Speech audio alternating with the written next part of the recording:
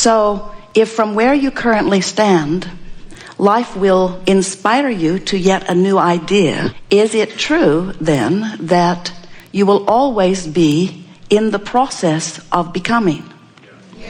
So if it is true that we are all eternally in the process of becoming, then is it wise to ever fuss about what has not yet become? Good. So if what is to become is still looming in my future and it has not yet become, there is no reason to feel anything other than eager anticipation of the becoming, yes? Especially when you know that it's only a matter of vibrationally lining up with it. Have you ever known anyone who has felt otherwise? Have you ever yourself known that you wanted something that you haven't figured out how it's going to come or when it's going to come or where it's going to come from or who's going to come with it, and instead of feeling eager anticipation, you felt disappointment? Well, stop it. Well, we are not playing with you about that at all. If you heard only from us the words, you are an eternally expanding being and you will always be in the state of expansion, and therefore there is never a reason for you to feel anything except eagerness about that which is coming. If you heard that and understood it and did it, felt eager, then everything that life inspires you to want would come easily and quickly into your experience. And do you know, the only thing that slows it down is you feeling disappointed instead of eager, you being bummed out instead of anticipating a good thing. How is it that you come to feel sadness about something that is in the process of becoming before it has become? Why would you feel that way? What is the mindset within you that causes you to feel sadness or disappointment rather than eagerness and exhilaration? What are you thinking that makes that so? You must be thinking, this thing I want is not coming, or this thing I want cannot come, or this thing I want, I don't know how to bring it about. And we want to remind you that it's only those thoughts that keep it from coming. Only those thoughts. When you come to remember that everything that comes to you comes in response to your vibrational output, and your vibrational output is only in response to what you're thinking, and what you're feeling is always giving you feedback about what you're thinking and what your vibration is. Therefore, every time you feel an emotion that feels less than really, really good, you are offering a thought which is causing a vibration, which is affecting your point of attraction, which is keeping you from what you want temporarily. And we want to always say temporarily. Do you know that that gap between where you are and where you want to be is always temporary, even if it lasts your whole lifetime? Well, we just had to throw that in to be factually accurate, because we want you to understand that everything that you're asking for is in the process of coming to you, and it is only your attention or your awareness that it has not come or it is not coming fast enough that slows it down. And when you make your transition into non-physical, when you stop, therefore, focusing upon what has not happened, and you allow yourself to become a vibrational match to everything that you've asked for, then you immediately close that gap. That gap between where you are standing right now in your physical form and that which you have expanded to because of your awareness here. We want to give you briefly, many of you have heard it, in fact most of you are aware that you are more than this physical being that you see here in this body. You are source energy extended here. And the source energy part of you is clear and sure and excited about life. The source energy part of you is eager and knows its worthiness. The source energy part of you is the dominant part of you. The source energy part of you is that eternal part of you who has always been present in your experience, that eternal part of you that never ceases to be, that eternal part of you that law of attraction has been responding to forever. So that eternal part of you, that source energy part of you, that inner being part of you, projected a part of its attention or consciousness into the physical form that you know as you. And in doing so, expanded its awareness into a leading edge time-space reality, just as you wanted to do. Oh, and the eagerness that you felt about doing that, because you understood that the variety of this time-space reality would inspire endless new ideas and preferences and conclusions from you. So, here you are, a part of your consciousness in this physical body, surrounded by contrast that causes you to constantly, and we're not kidding you about that, all day, every day, come to many conclusions at many levels of your being about what would be an improved experience. The selfish nature of every perspective that exists says that you are infinitely and intimately, delicately and precisely and constantly choosing from that which is around you for that which would be an improvement. It's the nature of an expanding consciousness, of which we all are.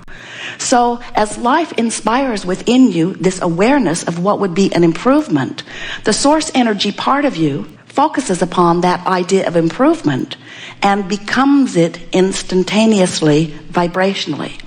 Now, most of you have forgotten that even this planet that you see spinning in its orbit in perfect proximity to all of the other planets was at one time a vibration, and then a vibrational thought, and then it began to take form, and then it became manifestation.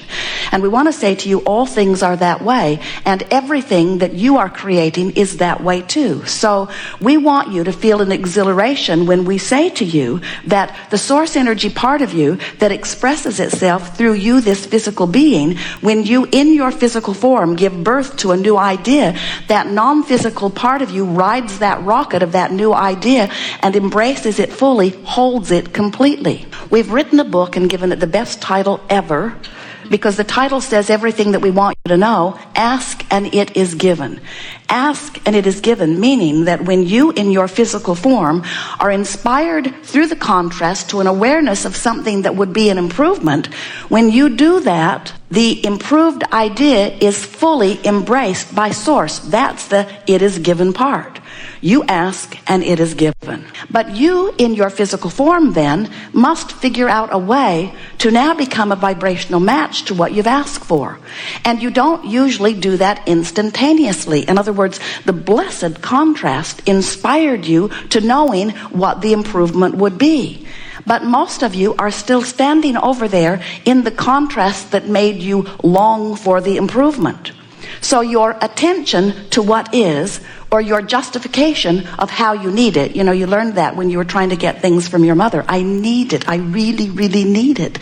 See how bad it is without it for me. I need it. I need it. I need it. I need it. I need it. I need it.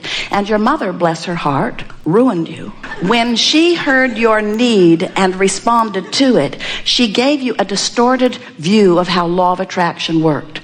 She circumvented law of attraction, went out of her way to give you in your time of need, and therefore distorted your world, and that's why it never worked out, because eventually she became to resent you using her as the vortex through which all your good came. Remember that day she pecked you on the head and said, get lost? In other words, isn't it true that when you are in this vibration of neediness, even though you might be able to eke out some response from those well-meaning people who want to help you out in your need, that when you beat that drum of neediness, even though you may get some dear hearts to respond to you, the thing that really happens is, in your neediness, you block yourself from all of the abundance that is waiting for you in your vibrational escrow.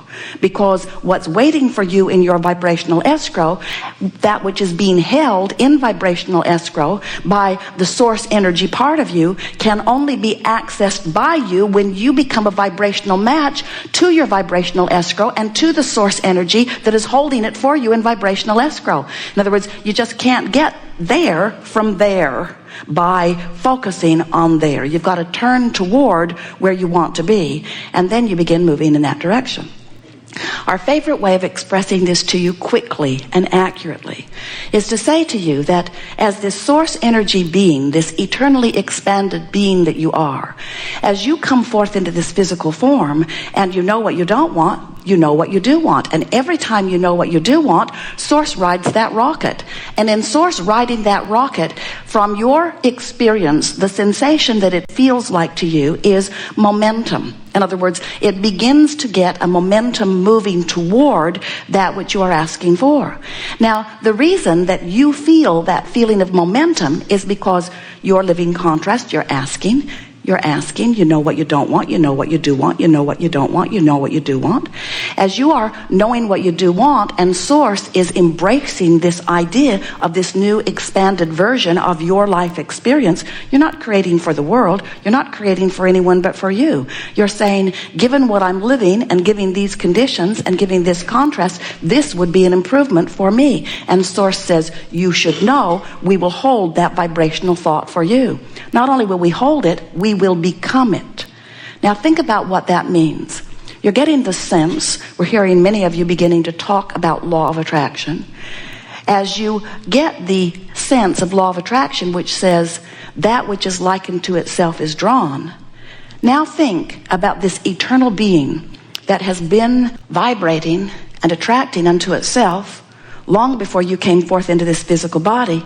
Contemplate for just a moment what the attraction power to that vibration must be. Now, think about you here in this physical body, and think about the things you're thinking about, and think about what that attraction power might be. So, here's the thing we really want you to get, because as you hear this next part and it resonates with you, you will accurately then understand the guidance that you were born with.